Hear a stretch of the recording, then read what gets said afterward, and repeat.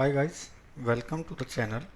और आज का ये वीडियो काफ़ी खास होने वाला है। स्पेशली इस वीडियो को हम कंप्लीट एक सिंगल वीडियो बना रहे हैं जिसमें कंप्यूटर की बेसिक की पूरी नॉलेज इस वीडियो के अंदर कैप्चर की जाएगी और आपको एक्सप्लेन किया जाएगा। और ये वीडियो जितने भी हमारे नए लर्नर हैं कंप्यूटर के, जैसे BCA, MCA, तो ये उन लोगों के लिए काफ़ी इम्पोर्टेंट होने वाला है। अगर आप बिगिनर नहीं हैं तो आप इस वीडियो को स्किप कर सकते हैं, और अगर आप बिगिनर हैं तो स्टार्ट से लेकर एंड तक समझिए, इसमें कोई भी टॉपिक छूट ना जाए, क्योंकि मैं इसमें अलग अलग टॉपिक कवर करने वाला हूँ। तो चलिए गाइज, बिना टाइम वेस्ट किए चलते हैं अपने कंप्यूटर स्क्रीन पे और स्टार्ट करते हैं आज का वीडियो, जो कि काफ़ी इम्पोर्टेंट होने वाला है। One video for complete fundamental. तो चलते हैं, स्टार्ट करते हैं आज अपना नया सेशन, इंट्रोडक्शन टू कंप्यूटर, या फिर कह सकते हैं बेसिक ऑफ कंप्यूटर या कंप्यूटर फंडामेंटल। तो आई होप कि आपको मेरी स्क्रीन दिख रही होगी, और इसमें आपने देखा कि मैंने बड़ा बड़ा इंट्रोडक्शन टू कंप्यूटर लिखा हुआ है, और साथ में कंप्यूटर की इसकी फ़ोटो भी लगाई हुई है जिसमें एक कंप्यूटर है, एक कीबोर्ड है, एक माउस है, एक CPU है। तो आज हम सब कुछ इस पर चर्चा करेंगे और डिस्कस करेंगे कि क्या क्या है इसमें, कैसे कैसे डिटेल में हम लोग चलते हैं। ओके, चलते हैं गाइस अपने नेक्स्ट स्लाइड पे। तो आज का है पहला topic, what is computer. Computer क्या होता है? तो कंप्यूटर एक इलेक्ट्रॉनिक डिवाइस है जिसका लैटिन वर्ड से नाम लिया गया है, कंप्यूट से। तो ये एक लैटिन वर्ड होता है जिसका मतलब होता है calculate. Compute means calculate. Calculate मतलब कुछ कैलकुलेशन करना। तो देयर बाय कंप्यूटर एक इलेक्ट्रॉनिक डिवाइस है, एक हाई परफॉर्मेंस इसमें होती है प्रोसेसिंग। तो एक कैलकुलेटर डिवाइस, कैलकुलेशन डिवाइस जो हमारे प्रॉब्लम को सॉल्व कर सकता है, जिसमें जिसको यूज़ करके हम काफ़ी अपने काम को, डेली रूटीन के टास्क को सिंपल बना सकते हैं। सो कंप्यूटर एक इलेक्ट्रॉनिक डिवाइस है जो एक यूज़र से इनपुट लेता है, उस पर कुछ प्रोसेसिंग करता है और हमें आउटपुट देता है। तो ये हो गया कंप्यूटर की एक डेफिनेशन। अब इसमें मेन क्या क्या होते हैं, इनपुट, प्रोसेस एंड आउटपुट। तो ये हो गया हमारा व्हाट इज़ कंप्यूटर। कंप्यूटर एक इलेक्ट्रॉनिक डिवाइस जो एक यूज़र से इनपुट लेता है, सेंट्रल प्रोसेसिंग यूनिट उसको प्रोसेस करता है और बाद में एक रीडेबल फॉर्मेट में हमको आउटपुट देता है। That is called computer. चलते हैं अपने नेक्स्ट स्लाइड पे, अंडरस्टैंड करते हैं। तो अगला पार्ट आता है इसमें, data processing. The activity of processing data using a computer called data processing. अब कंप्यूटर को हमने जो इनपुट दिया और एज ए उसने हमारा डाटा कैप्चर किया, तो उसमें जो भी प्रोसेसिंग होती है इनपुट के ऊपर, उसको बोलते हैं डाटा प्रोसेसिंग। तो इसका जो मेन अंडरस्टैंडिंग आप समझिए, अगर आप मेरे स्क्रीन में देख पा रहे हैं, data, capture the data, manipulate the data, output result and information. तो सबसे पहले हम इसको क्या देते हैं, एक इनपुट देते हैं, एक रॉ फॉर्मेट। रॉ फॉर्मेट मतलब वो बहुत अच्छा, गुड लुकिंग नहीं होता है, बट एक डाटा देते हैं, रॉ डाटा जिसको हम बोलते हैं। तो वो हमने इसको दिया एज ए इनपुट, वो उसका डाटा हो गया। इसने उसको कैप्चर किया कहीं पे, तब उसके बाद इसने उसको मैनिपुलेट किया, उसमें कुछ कैलकुलेशन की, और उसके बाद इसने आउटपुट रिजल्ट बनाया, और उसके बाद इसने हमें इंफॉर्मेशन को दे दिया रीडेबल फॉर्मेट में जिसको हम समझ सकें। तो data is a raw material. Raw material मतलब ABCD XYZ हमने इसको बोला, 1 2 3 4 5 बोला, उसके लिए सब कुछ ये रॉ है। बट जब हम इसको बोलते हैं 2+2 करो, तो 2 एक डाटा हो गया, प्लस का साइन एक रॉ डेटा हो गया, और 2 अगेन एक रॉ डेटा हो गया। तो ये इसने कैप्चर कर लिया। उसके बाद ये उस पर प्रोसेसिंग करने जाता है। पहले इसको कैप्चर किया, फिर इसको उस पर मैनिपुलेट किया कि 2+2 हमको करना है, that is the manipulation of data. तो 2+2 होकर के जो आया 4, वो हो गया इसका आउटपुट रिजल्ट। और जो इसने हमें डिस्प्ले कर दिया इन्फॉर्मेशन 4, वो हो गया इसका आउटपुट रिजल्ट इन्फॉर्मेशन। तो समझ गए कि डाटा प्रोसेसिंग कैसे होती है। ओके, या चलते हैं अपने नेक्स्ट स्लाइड पे, अंडरस्टैंड करते हैं इसकी करेक्टरिस्टिक। सो करेक्टरिस्टिक क्या क्या हो सकते हैं कंप्यूटर्स की। तो सम ऑफ द कुछ इंपॉर्टेंट महत्वपूर्ण करेक्टरिस्टिक के बारे में हमें पता होनी चाहिए। कंप्यूटर क्या काम करता है। सबसे पहले ऑटोमेटिक काम करता है। जब भी हम उसको कोई डाटा देते हैं तो ऑटोमेटिकली अपनी जॉब को परफॉर्म करता है। ओके। अगला हो गया स्पीड। इसकी स्पीड बहुत ज़्यादा होती है। जितना टाइम ये कैलकुलेशन करने में लेता है, हम सोचने में लगाते हैं, उससे ज़्यादा फास्ट ये करके हमें उसका रिजल्ट दे देता है। उसके अगला करेक्टरिस्टिक है इसकी एक्यूरेसी। ये जो हमें रिजल्ट देता है इसका ये काफ़ी एक्यूरेट होता है और इसमें कोई इसमें डेविएशन नहीं होते हैं। ठीक है। वर्सटाइल होता है ये। परफॉर्म सब टाइप के टास्क को ये परफॉर्म कर सकता है।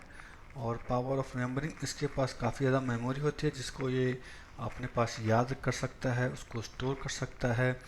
और आपको नेक्स्ट फ्यूचर में कोई भी जब आपको डाटा की ज़रूरत पड़ेगी तो ये आपको डाटा डिस्प्ले कर सकता है।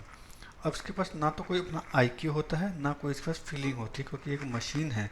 तो आप समझ सकते हैं कि मशीन के पास कोई फीलिंग नहीं हो सकती है और ना इसके पास कोई आईक्यू है। तो इसको जो भी हम डाटा देते हैं, जो भी हम इसको इनपुट देते हैं, उसका काम यही है कि वो हमारे डाटा पे काम करे, उसको मैनिपुलेट करे, उसको प्रोसेस करे और हमको उसका result they they. So computer is an electronic machine. वो एक इलेक्ट्रॉनिक डिवाइस है जिसका काम है आपके डाटा पे मैनिपुलेशन करना, काम करना और आपको रिजल्ट देना। तो उसके पास कोई फीलिंग नहीं हो सकती, क्योंकि ये ह्यूमन बींग नहीं है। फीलिंग सिर्फ ह्यूमन बींग के पास होती है, या कोई भी जो लाइव चीज़ होती है उसके पास फीलिंग होती है, बट एक मशीन के पास कभी कोई फीलिंग नहीं हो सकती है। ओके। तो चलते हैं अपने नेक्स्ट स्लाइड पे, अंडरस्टैंड करते हैं हमारा अगला टॉपिक, इवोल्यूशन ऑफ कंप्यूटर।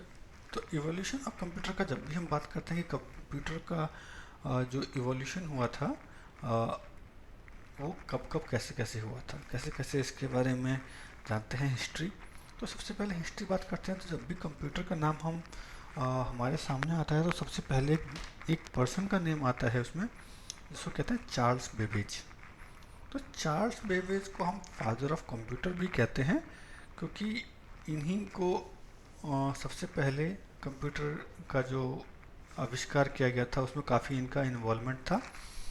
और एक कह सकते हैं कि बेसिक प्रिंसिपल, बेसिक मापदंड जिसको बोलते हैं, इन्होंने कंप्यूटर्स के लिए सेट किए थे, जो फ्यूचर में आकर के काफ़ी बड़ा इसको एडवांसमेंट करने के लिए इनका बेसिक प्रिंसिपल को यूज़ किया गया।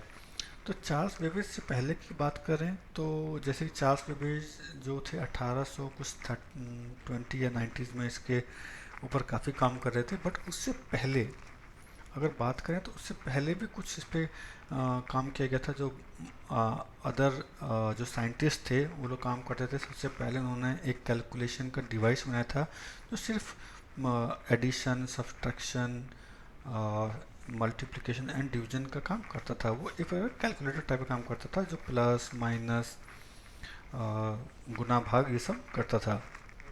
तो बेसिक वहीं से हुआ। तो इसके आगे फिर चार्ल्स बेबेज ने इन पे काफ़ी इस पे आविष्कार किए, उस काफ़ी सारे चीज़ें उसमें ऐड ऑन की, जिसको लेकर के एक बेसिक प्रिंसिपल इन्होंने दे दिया, जिससे कि कंप्यूटर को एकदम बनाया जा सके।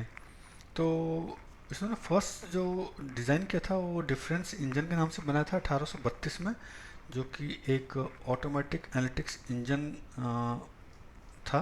1842 पर परफॉर्मेंस बेसिक अर्थमेटिक फंक्शन कर सकते थे। अब बेसिक अर्थमेटिक ऑपरेशन हो गया अपना addition, subtraction, multiplication and division, जोड़ घटा गुना भाग ये सब कर सकते थे। और वो परफॉर्मेंस भी इसकी काफ़ी ठीक थी।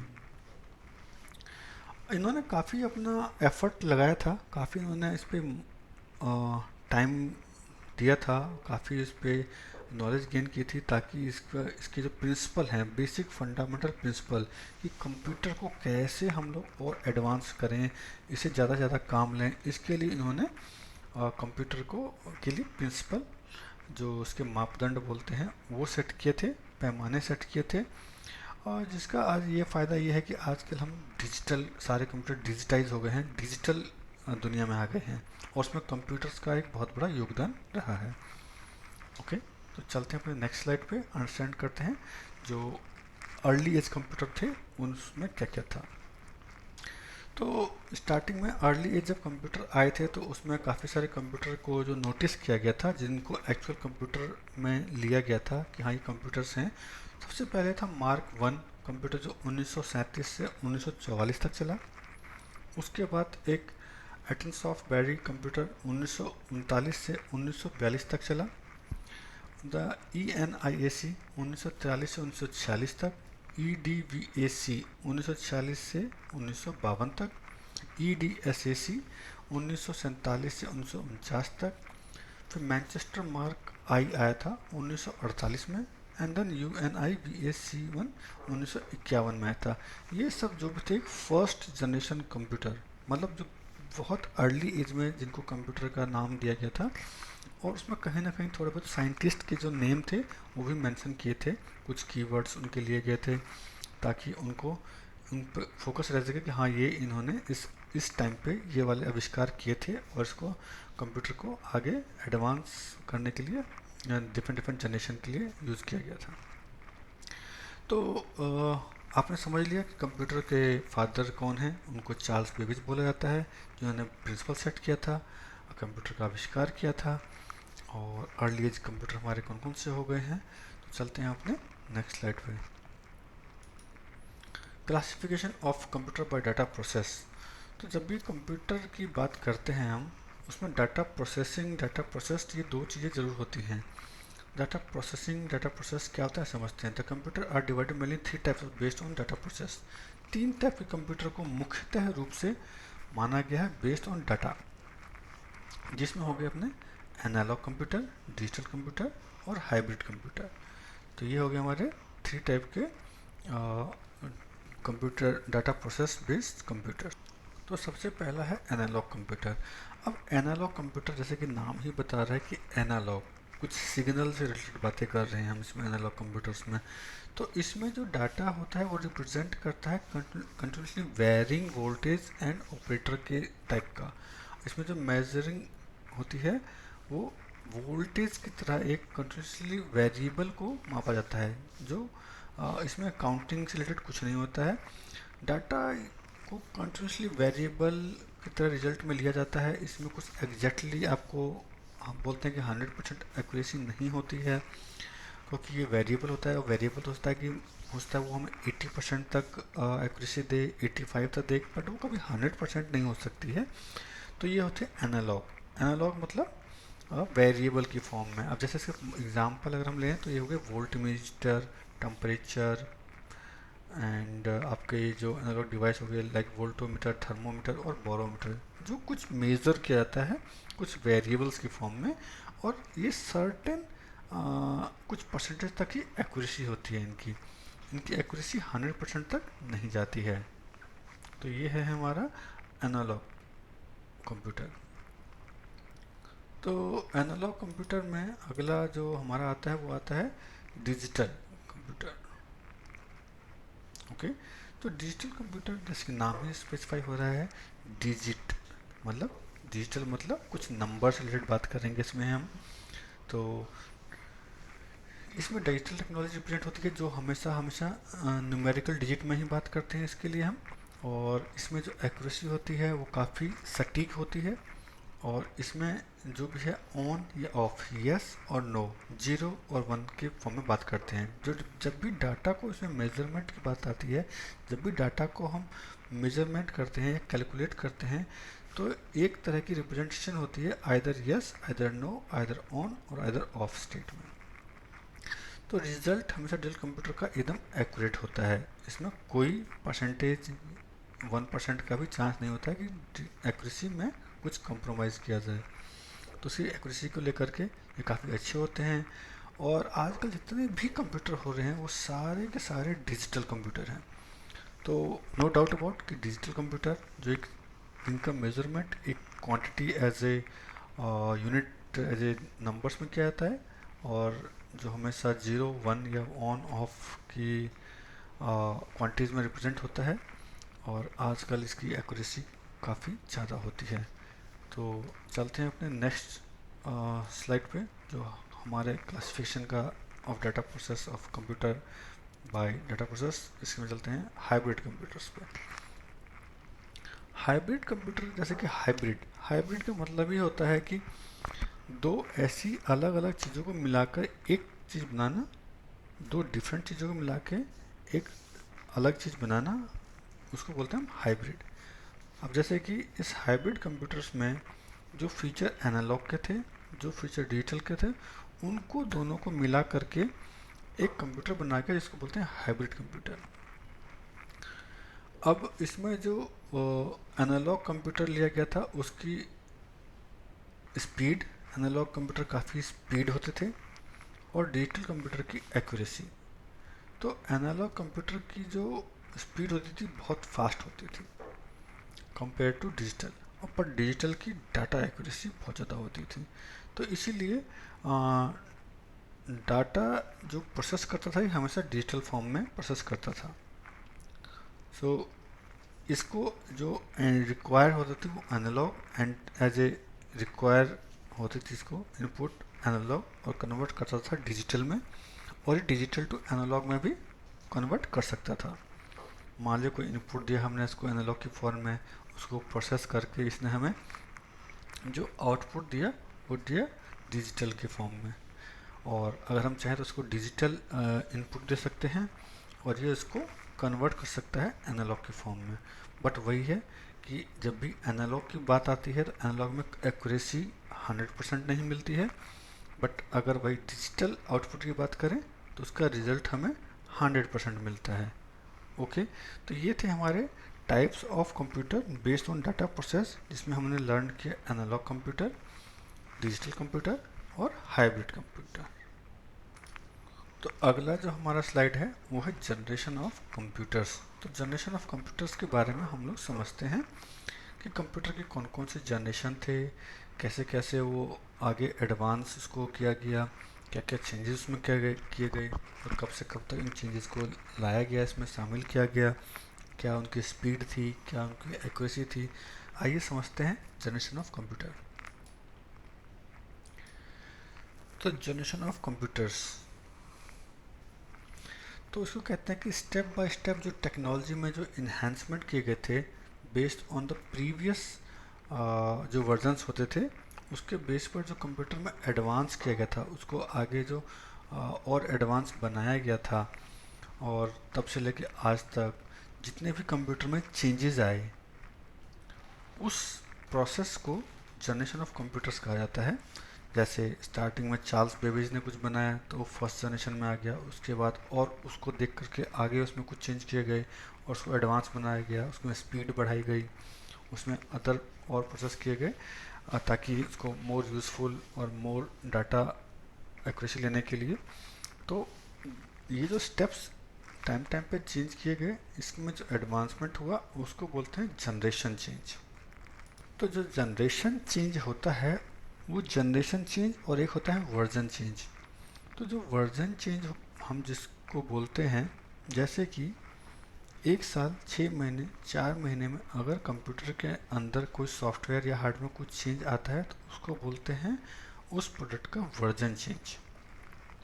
अगर हम बात करें जनरेशन की, तो अगर कोई भी कंप्यूटर में एडवांसमेंट होती है, उसमें कुछ चेंज आते हैं, कुछ प्रोसेसर चेंज होता है, कुछ मदरबोर्ड से रिलेटेड चेंज होता है, और वो जो चेंज होता है बहुत हाई लेवल पे होता है, जिसको करने में कम से कम 4 से 5 साल, 3 साल, 8 साल, 10 साल ऐसे लगता है, तो उसको बोलते हैं एक जनरेशन चेंज हो गई। ठीक है, अब जैसे एक बच्चा है वो धीरे धीरे बड़ा हो रहा है तो धीरे धीरे एक तरह से वो वर्जन चेंज हो रहा है। बट एक बेटा है वो बाप बना, उसके बाद फिर उसके बच्चे हुए, तो वो हो गया जनरेशन चेंज। तो जनरेशन चेंज हमेशा लॉन्ग टर्म में होता है यूज़, और छोटे छोटे इंटरवल्स में अगर चेंजेस आए उसको बोलते हैं वर्जन चेंज। तो चलते हैं अपने फर्स्ट जनरेशन पे। तो फर्स्ट जनरेशन जो कंप्यूटर थे वो हमारा जो उसका ड्यूरेशन था 1942 से लेके 1955 तक था। अब इसमें जो टेक्नोलॉजी यूज़ की गई थी वो थी वैक्यूम ट्यूब्स। जैसे आप मेरी एक इमेज भी देख सकते हैं, मैंने वैक्यूम ट्यूब्स की इमेज लगाई है आपके लिए, जो काफ़ी हेल्पफुल रहेगी आप लोगों को समझने में कि वैक्यूम ट्यूब्स हमने पढ़ा तो है बट दिखता कैसा था।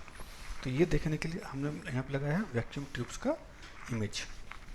ओके, तो ये देखिए इसमें जो फर्स्ट जनरेशन जो कंप्यूटर थे इसमें वैक्यूम ट्यूब्स यूज होता था।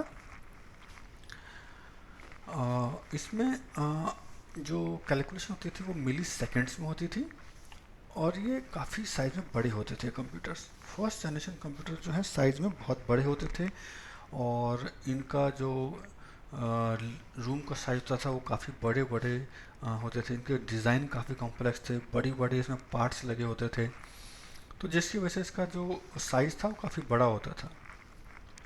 अब इसको रख रखाव करने के लिए काफ़ी बड़े रूम की ज़रूरत पड़ती थी और इसमें जो इसके जो प्रोसेसिंग करने में या इसको स्टार्ट करने में स्टॉप करने में बड़ी परेशानी होती थी। काफ़ी ज़्यादा ये गर्म हो जाते थे, काफ़ी इतने हीट प्रोड्यूस करते थे कि कभी कभार ये जल जाते थे और इसको टाइम टाइम पे मेंटेनेंस की बहुत ज़्यादा आवश्यकता होती थी। इसको तुरंत से हीट हो जाने के कारण इसमें इसको एयर कंडीशन से हमको और ठंडा करना पड़ता था। और वैसे भी कंप्यूटर्स हो, सर्वर्स हो या कोई भी इलेक्ट्रॉनिक डिवाइस हो, इसको चलने पे हीट होते ही हैं और इसमें इसको कूल करने के लिए या ठंडा करने के लिए एसी आजकल मैंडेटरी ही है। तो जो बड़े बड़े सर्वर्स होते हैं उस रूम में आप देखेंगे तो 24/7 चार पांच एसी लगे होते हैं जो कंटिन्यूसली ऑपरेट करते रहते हैं ताकि वो हीट होके कोई एक्सीडेंट ना हो सके। अभी इसमें काफ़ी ज़्यादा हीट होती थी तो इसके लिए एयर कंडीशनर का यूज़ किया जाता था और रूम बहुत बड़े होते थे तो एक एसी से काम भी नहीं चलता था, तो मल्टीपल एसी यूज़ होते थे।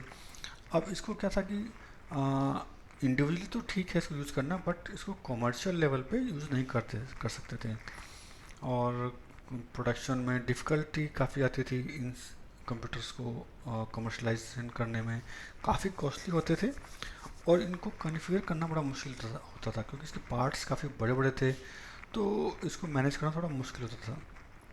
अब कॉमर्शियल में यूज़ कम होते थे तो इनका मतलब इतना कॉमर्शियल बोलते हैं जब बड़े बड़े बिजनेस में इसका यूज़ बहुत कम होता था।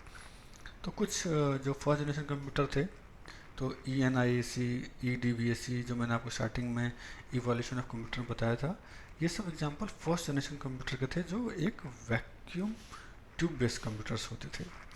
आइए चलते हैं अपने नेक्स्ट जनरेशन पे। अगला है सेकंड जनरेशन कंप्यूटर। जो सेकंड जनरेशन कंप्यूटर होते थे ये इनका जो ड्यूरेशन था वो 1955 से लेकर के 1964 तक रहा। तो इसमें जो टेक्नोलॉजी चेंज हुई इसमें हम लोगों ने ट्रांजिस्टर का यूज़ करना शुरू कर दिया था।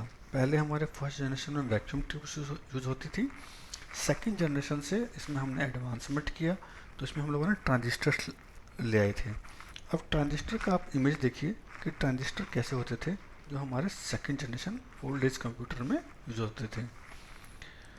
अब इनका जो बात करूं तो ये जो फर्स्ट जनरेशन कंप्यूटर कंपेयर में काफ़ी छोटे होते थे। कहते हैं कि वो अगर एक बड़े रूम के साइज़ का था, उसके पार्ट्स बहुत बड़े थे, तो ये उससे 10 गुना छोटे कंप्यूटर थे क्योंकि हमेशा जो जनरेशन चेंज होता है वो पुराने जनरेशन को देख करके उसमें एडवांसमेंट किया जाता है और उसको नए जनरेशन में तब्दील किया जाता है। अभी जो कि फर्स्ट जनरेशन हमको पता था तो हमने उसको उसको साइज़ में पहले छोटा किया क्योंकि ये काफ़ी बड़े थे तो मैनेज करना मुश्किल था, तो उसको छोटा बनाया गया तो ये 10 टाइम्स स्मॉलर थे। अब ये हीट भी कम जनरेट करते थे compare to first generation computer. Power को बहुत कम लेते थे, फर्स्ट जनरेशन कंप्यूटर बहुत पावर लेते थे, ये कम पावर लेते थे और इनकी जो कैलकुलेशन थी वो माइक्रो सेकेंड्स में थी। तो मतलब ये उससे काफ़ी हाई परफॉर्मेंस कंप्यूटर होते थे। तो एयर कंडीशन जैसे मैंने आपको बताया, एयर कंडीशन तो सबके लिए रिक्वायर्ड होती है चाहे वो कंप्यूटर्स कोई भी हो। तो फर्स्ट जनरेशन तो बड़े ही होते थे तो ज़्यादा एयर कंडीशन यूज़ होता था। सेकंड जनरेशन कंप्यूटर उससे 10 गुना छोटे थे तो इसमें एयर कंडीशन यूज इसमें भी होता था। अभी इसको जैसे कि फर्स्ट जनरेशन कंप्यूटर में कॉन्फ़िगरेशन करना काफ़ी डिफ़िकल्ट टास्क था, बट ये छोटे थे तो इसको कॉन्फ़िगरेशन करना इजी था। कॉन्फ़िगरेशन मतलब इंस्टॉलेशन करना, जैसे कि इसके पार्ट्स थे उसको असेंबल करके ये बताया कि प्रोसेसिंग यूनिट है, इसको असेंबल किया, उसको अटैच किया। बट बड़े पार्ट्स होने पे तो काफ़ी ऊंचा और जगह में लेना पड़ता था, तो इसलिए इसको कॉन्फ़िगर करना बहुत इजी था। मोर रिलायबल इंफॉर्मेशन, काफ़ी रिलायबल होते थे कंप्यूटर, और इसमें कॉमर्शियल में काफ़ी यूज होता था। जो बड़ी बड़ी बिग कंपनियां थी वो इनको यूज़ करती थी, ताकि इसमें इसका मोर यूज़ करके अपनी कंपनी की प्रोडक्शन को, एफिशिएंसी को बढ़ा सके, इसलिए इसका वाइडर कमर्शियल यूज होता था। अब इनके पास स्टोरेज भी काफ़ी अच्छी थी कंपेयर टू फर्स्ट जनरेशन। इसमें लार्ज स्टोरेज यूज कर सकते थे, ताकि उस डाटा को स्टोर करके हम फ्यूचर में उसका बेनिफिट उठा सकें, उसको फर्दर रेफरेंस के लिए उसको हम लोग डाटा को सेव कर सकें। तो ये सब चीज़ें जो एडवांसमेंट जनरेशन सेकेंड जनरेशन में आ गई थी, और इसलिए इसका काफ़ी कमर्शियल यूज़ भी होता था। तो गाइज़, अभी तक अगर आप मेरे चैनल बने हुए हैं तो प्लीज़ लाइक और सब्सक्राइब करना ना भूलें, और एक लाइक तो कर ही दें। चलते हैं अपने नेक्स्ट जनरेशन पे, जो है थर्ड जनरेशन कंप्यूटर। अब थर्ड जनरेशन कंप्यूटर का जो ड्यूरेशन था वो 1965 से लेकर के 1975 तक रहा। तो जैसे मैंने आपको स्टार्टिंग में बताया कि जो जनरेशन चेंज होते हैं वो 5 साल 10 साल इस टाइम पीरियड में होते हैं जनरेशन चेंज। अब इसमें जो टेक्नोलॉजी यूज़ की गई थी वो थी IC chip. IC chip, IC का मतलब होता है इंटीग्रेटेड सर्किट चिप। तो जैसे इमेज देख सकते हैं आप चिप का कैसा डिज़ाइन होता था, और अभी भी ये चिप्स चलते ही हैं। अभी इनकी क्या क्वालिटी थी, ऑब्वियसली बात है, जो फर्स्ट जनरेशन से हम लोगों ने चेंज किया सेकंड जनरेशन में तो काफ़ी इसको छोटा किया। तो ऐसे ही सेकंड से जब थर्ड में आया तो इसमें भी कुछ हम लोगों ने एडवांसमेंट किया होगा। अब ये काफ़ी साइज में छोटे थे compare to first and second generation. सबसे पहले साइज पे ही फोकस किया जाता है, तो काफ़ी छोटे हो गए थे ये साइज में, और काफ़ी स्पीड भी इनकी बढ़ा दी गई थी। फास्ट कैलकुलेशन करते थे सेकंड जनरेशन के मुकाबले, और इनका जो स्टोरेज था compare to first and second generation काफ़ी बढ़ा दिया गया था, और उसमें लार्ज फाइल डाटा स्टोर किया जा सकता था। एयर कंडीशन तो रिक्वायर्ड थी, क्योंकि हीट जनरेट होते ही है कंप्यूटर से। जब कोई भी मशीन चलती है तो ऑब्वियसली वो हीट जनरेट करेगी करेगी, तो इसके लिए आपको काफ़ी एयर कंडीशन की ज़रूरत पड़ती थी। अब इसका एडवांसमेंट इतना था, इतना फास्ट प्रोसेसिंग करता था, इसको कॉमर्शियल पर्पस के लिए काफ़ी यूज़ किया गया। कॉमर्शियल मतलब माने तो बिजनेस के लिए, जो बिजनेस की बड़ी बड़ी कंपनियाँ थी, जो बड़े बड़े बिग जाइंट्स थे, वो इसको यूज़ करते थे बहुत बड़े लेवल पे, ताकि वो अपने कंपनी की प्रोडक्शन को, एफिशिएंसी को बढ़ा सकें, मैन पावर की स्पीड को, और ज़्यादा से ज़्यादा इसको यूज़ कर सकें। तो अब इसमें जो इस टाइम पे जो प्रोग्रामिंग लैंग्वेज जो इंट्रोड्यूस हो गई थी वो काफ़ी high level language programming use होती थी इसमें। जैसे कि हम कोबोल की बात करें, फोर्ट्रन की बात करें, तो ये सब प्रोग्राम इसमें थर्ड जनरेशन में आ गए थे। अब कोबोल का पूरा नाम होता है कॉमन बिजनेस ओरिएंटेड लैंग्वेज। जो बिजनेस से, ये स्पेसिफिक टाइप की लैंग्वेज है जिसमें सिर्फ बिजनेस से रिलेटेड प्रोग्रामिंग की जाती थी। दूसरा जो लैंग्वेज था वो फोर्ट्रन, जिसको बोलते हैं फार्मूला ट्रांसलेटर। ये भी एक हाई लेवल लैंग्वेज थी जिसका वाइडली यूज होता था ऑर्गेनाइजेशन में, और इसमें छोटे छोटे प्रोग्राम्स बना के सेट करके रखा जाता था कोबोल में और फोर्ट्रन में, तो ताकि इसको जो एंड यूज़र है वो यूज़ कर सकें, और इसको फर्दर अपने जो कमर्शियल बिजनेस है उस वो इसका यूज़ कर सकें, और उससे ज़्यादा से ज़्यादा फ़ायदा उठा सकें। अब ये बहुत कम हीट थे, साइज में छोटे थे, तो ऑब्वियसली बात है कि हीट बहुत कम जनरेट करेंगे। हीट का कोई कम पावर लेते थे, और कंपेयर टू सेकंड जनरेशन, तो बिजली की बचत हुई, हीट कम हुआ, तो एयर कंडीशन कम लगा। हाई लेवल लैंग्वेज था तो प्रोग्राम बना के उसमें अपना डाटा स्टोर कर सकते थे। तो ये था हमारा थर्ड जनरेशन कंप्यूटर, और इसमें जो टेक्नोलॉजी थी वो चिप बेस्ड थी, जो आईसी चिप्स होते हैं। और ये बहुत सारे, ऐसे नहीं कि एक चिप लगाई तो उससे काम हो गया, ऐसे बहुत सारे चिप्स लगते थे ताकि उसका फर्दर यूज़ कर सकें, और इसको एफिशिएंसी को बढ़ा सकें। चलते हैं अपने नेक्स्ट जनरेशन पे, कहते हैं फोर्थ जनरेशन। तो फोर्थ जनरेशन जो था उसका ड्यूरेशन था 1975 से 1989 तक। अब इसमें जो टेक्नोलॉजी इंट्रोड्यूस हो गई थी वो थी माइक्रो प्रोसेसर चिप, जो काफ़ी हाई स्पीड के होते थे। अगर आप इमेज देखें इसमें, मैंने माइक्रो प्रोसेसर चिप की इमेज लगा रखी है आपके लिए।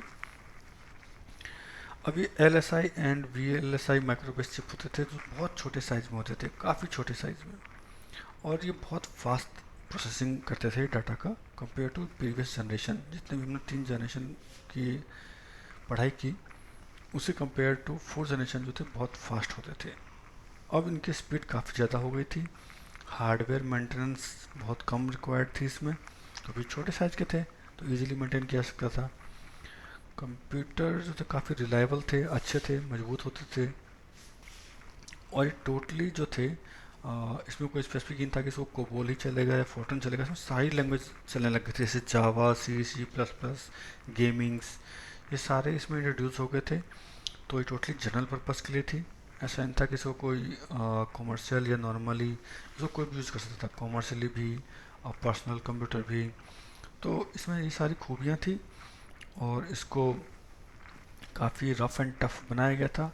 इसमें नेटवर्क कंसेप्ट को इंट्रोड्यूस किया गया था ताकि हम डाटा को शेयर कर सकें, और दो कंप्यूटर को जोड़ करके उसमें से डाटा एक्सचेंज करने का जो कंसेप्ट था वो इसमें आ गया था। और इसमें कम एयर कंडीशन रिक्वायर्ड थी, मतलब ये कंप्यूटर नॉर्मल रूम टेम्परेचर पे आराम से कई घंटों तक चलते थे, कोई प्रॉब्लम नहीं होती थी।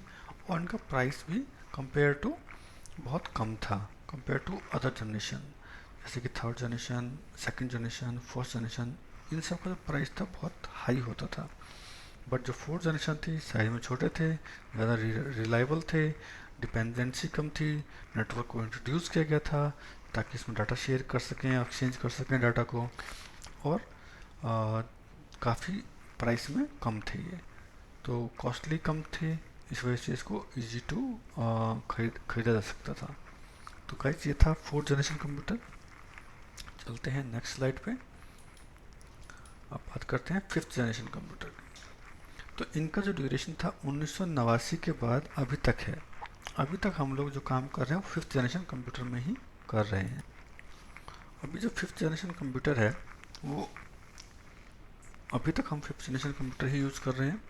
अब इनका क्या खूबियाँ हैं, इसमें भी माइक्रो प्रोसेसर चिप थे, टेक्नोलॉजी बेस, सेम चिप उसको उसी चिप को एडवांस बनाया गया था।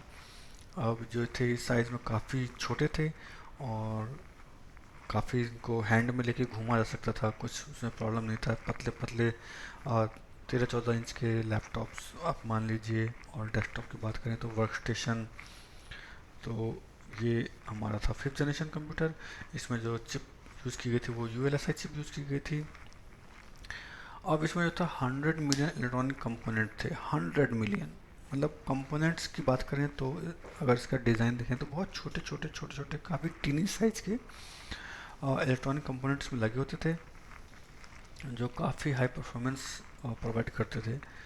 स्पीड की बात करें तो स्पीड बहुत ज़्यादा बढ़ चुकी थी। अब सेकंडों में हमारे जो काम थे वो हो जाते थे, तो उसमें कुछ मुश्किल नहीं था।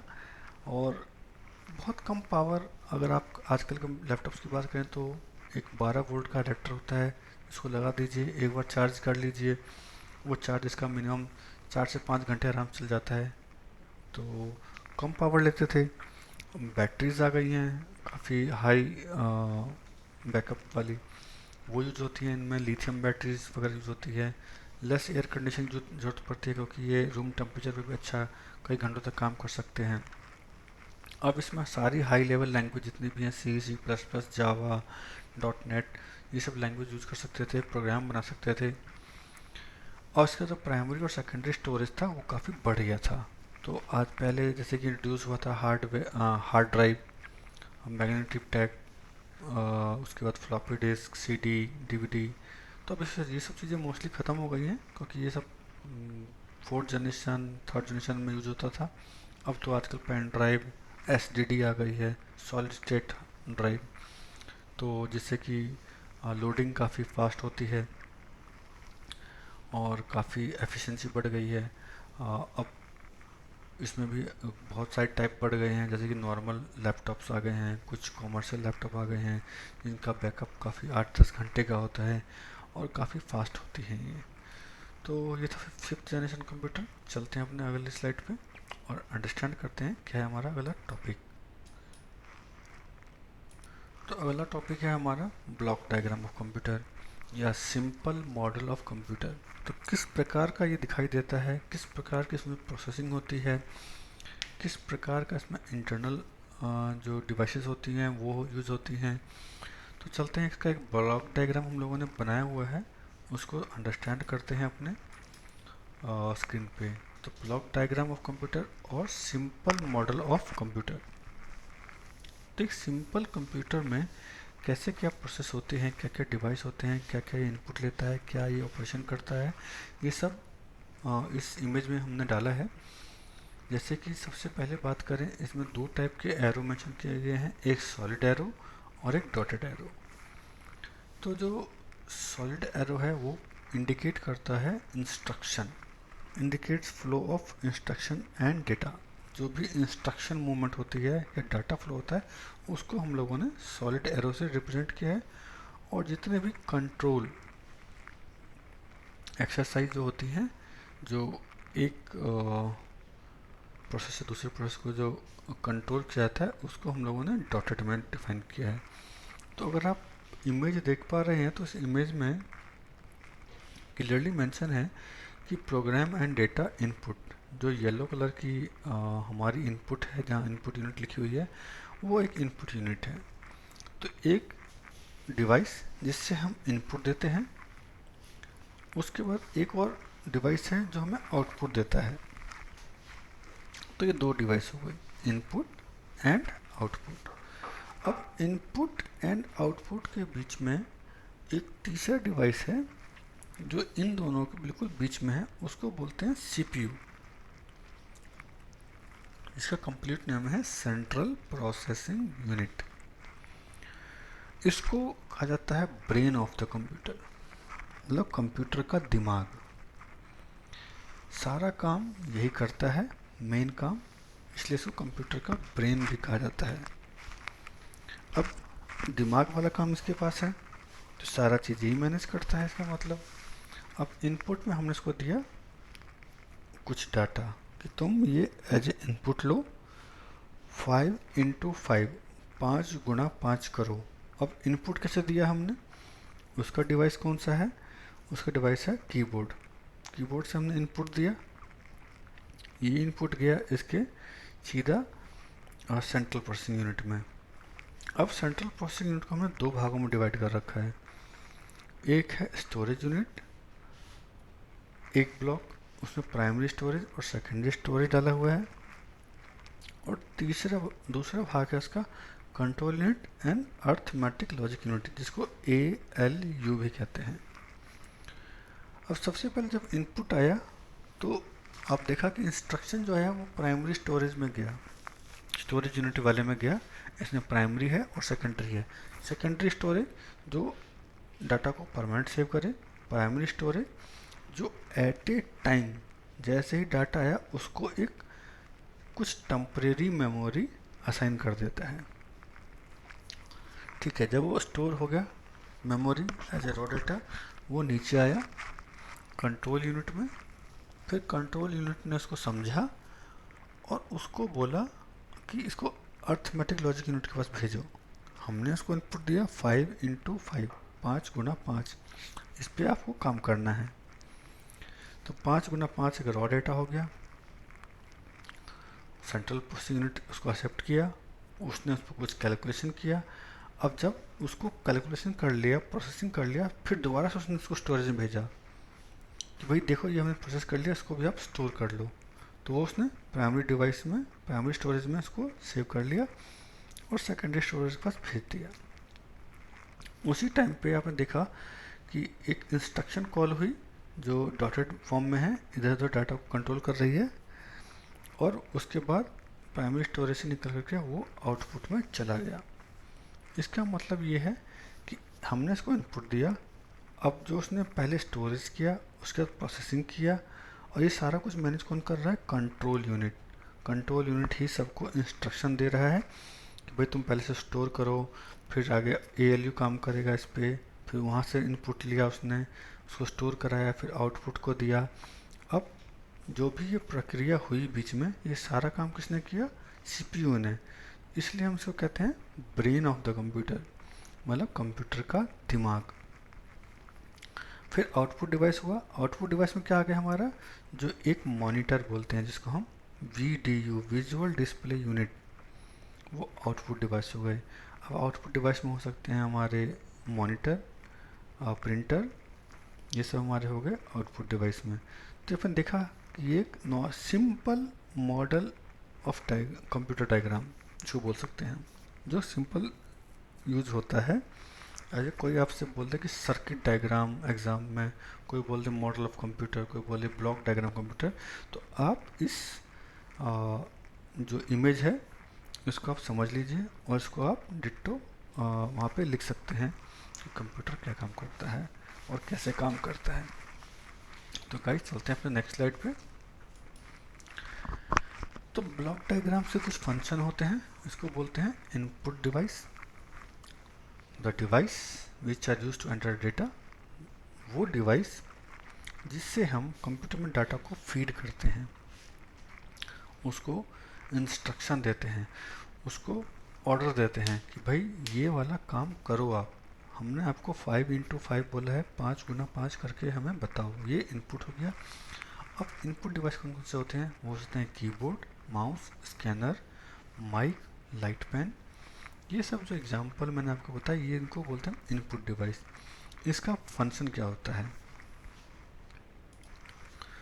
तो फंक्शन में अगर समझें तो इनका फंक्शन मेन ये होता है कि ये जो यूज़र होते हैं, जो कंप्यूटर को यूज़ करता है कंपनी में, वो डाटा कंप्यूटर को देता है।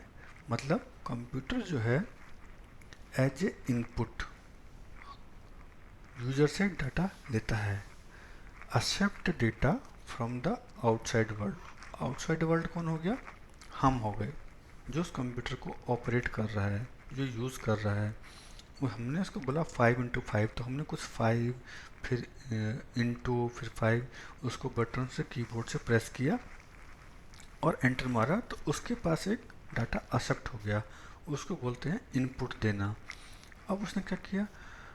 कन्वर्ट कर दिया डाटा को कंप्यूटर के कोड के फॉर्म में। अब कंप्यूटर जो है 5x5 तो समझता नहीं है, वो क्या समझता है? वो समझता है 0 या 1, क्योंकि डिजिटल है, डिजिटल कंप्यूटर हमने पढ़ा था। हमने उसको इनपुट दिया कि 5x5 करो, बट उसको 5 को नहीं समझता, ना वो स्टार को समझता है, ना वो 5 को समझता है, ना इक्वल समझता है। वो समझता है 0 एंड 1 की फॉर्म। उसके लिए सब कुछ 0 है या तो 1 है, या तो यस है या नो है।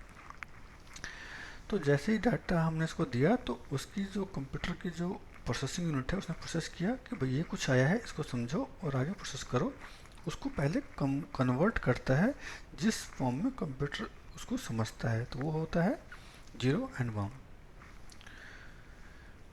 तो ये CPU के पास फर्दर सेंड करता है आगे, ताकि इसमें प्रोसेसिंग कर सके। तो अगला होता है आउटपुट डिवाइस। आउटपुट डिवाइस में क्या होता है? ये डाटा को डिस्प्ले करता है, जो भी कंप्यूटर ने प्रोसेसिंग किया, इनपुट जो दिया हमने उस पर प्रोसेस किया, उसका जो उसने कैलकुलेशन करके प्रोसेसिंग करके जो भी डाटा फाइनल डाटा बनाया, वो हमें डिस्प्ले करता है आउटपुट डिवाइस में। तो उसको बोलते हैं आउटपुट डिवाइस। अब आउटपुट डिवाइस कौन कौन से हो सकते हैं? वो सकता है मॉनिटर, प्रिंटर, प्लॉटर, स्पीकर। ये सब एग्जांपल जो हैं, ये सब जो डिवाइस हैं, इनको बोलते हैं आउटपुट डिवाइस। मतलब इनपुट डिवाइस हम एंट्री करते हैं, आउटपुट डिवाइस में हमें कंप्यूटर कुछ देता है। अब इसके फंक्शन क्या होते हैं? ये इनको इंस्ट्रक्शन कैसे मिलता है आउटपुट डिवाइस को? हमने इनपुट दिया, तो हमने इनपुट दिया कंप्यूटर को, तो आउटपुट डिवाइस को भी कहीं से इनपुट चाहिए।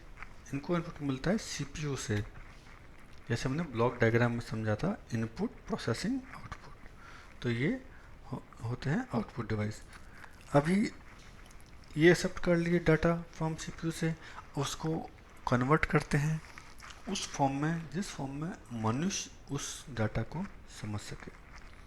अब मनुष्य क्या समझेगा?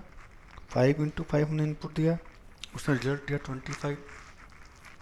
तो उस 25 को रीडेबल फॉर्मेट में अंडरस्टैंड करने के लिए उसने प्रॉपर उसको कन्वर्ट किया ताकि समझ सकें और उसको हम लोग फाइनली आउटपुट स्टोर कर सकें। ठीक है, तो आपने आउटपुट डिवाइस समझ लिया। इसमें चलते हैं अपना अगले स्लाइड पे।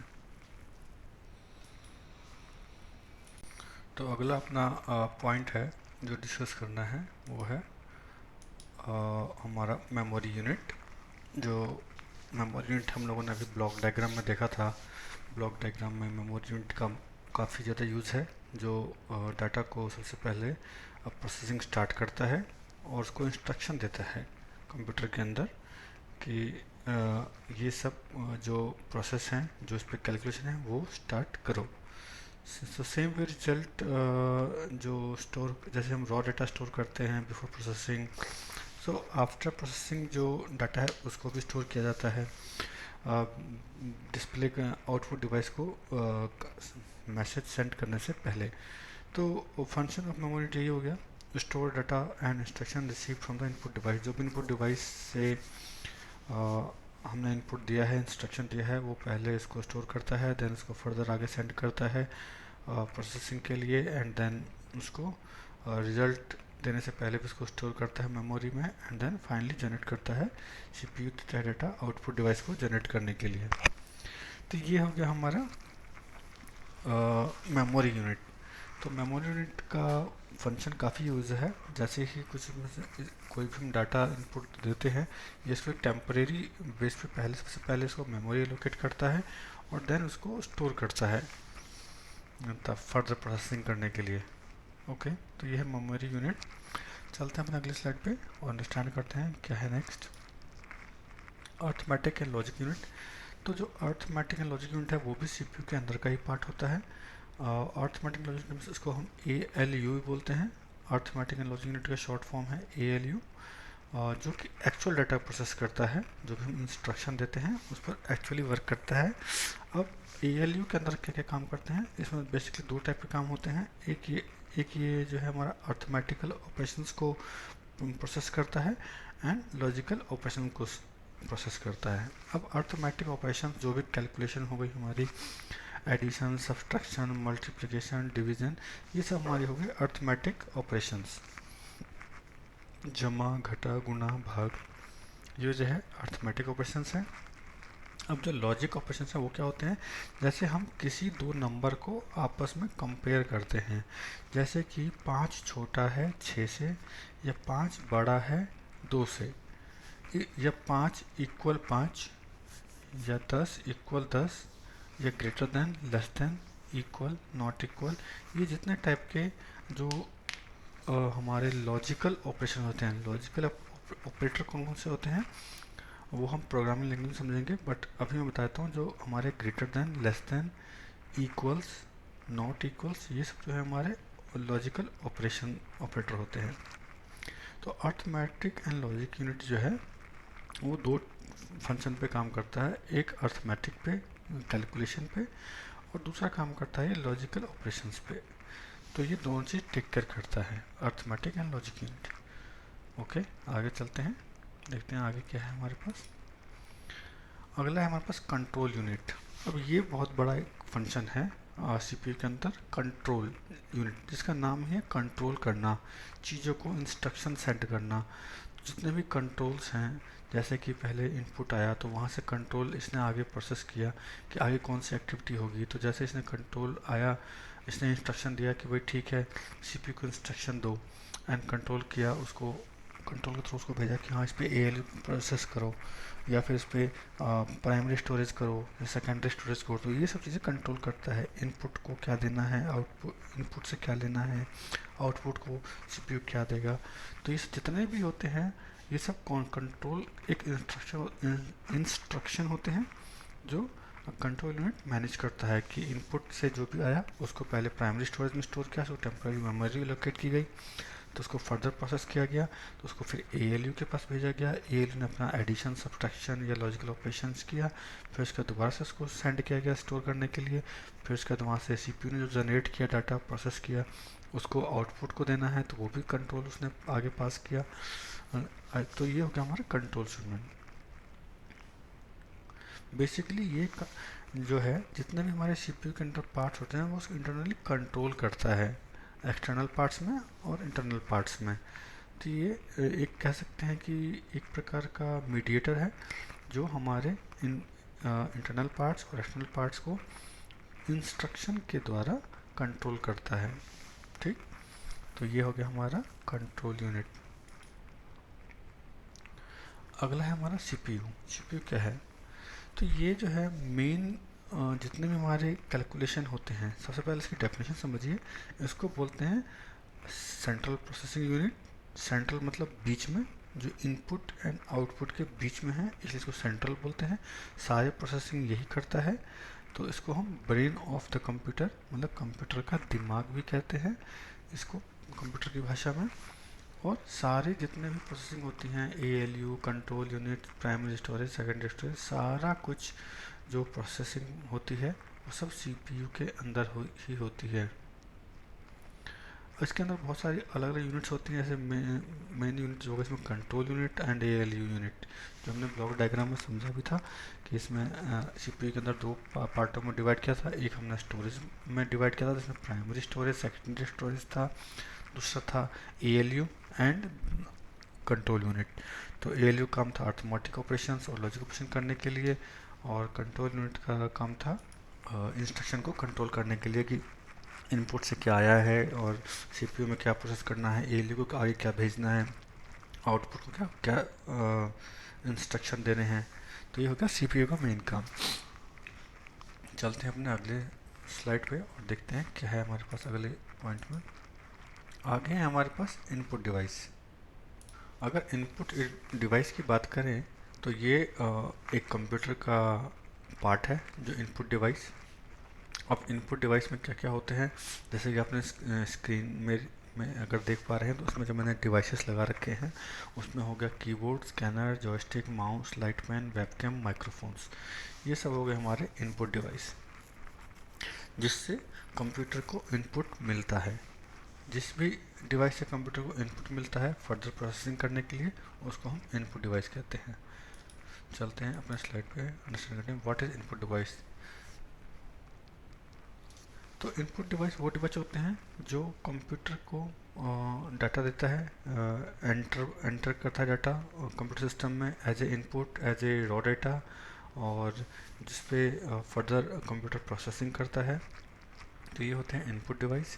इसके जो मेन पार्ट्स हो गए इनपुट डिवाइस के, वो कीबोर्ड, माउस, स्कैनर, माइक्रोफोन, ये इसके एग्जांपल हो गए जो मेन बेसिक इनपुट डिवाइस हैं।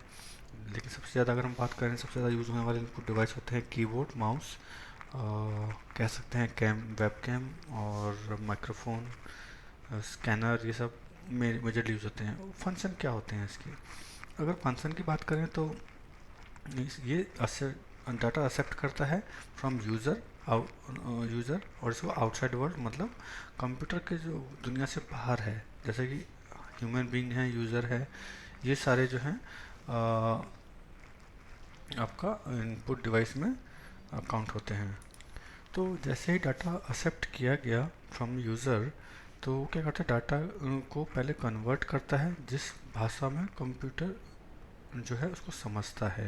जैसे हमने इसको ABCD XYZ कुछ भी दिया तो ये नहीं समझेगा, बट इसको कन्वर्ट करना पड़ता है बीच में, जिससे कि कंप्यूटर जो है इसको प्रोसेसिंग कर सके। और मैंने आपको बताया कि कंप्यूटर जो है दो ही टाइप की भाषा समझता है, या तो वो 0 या फिर 1।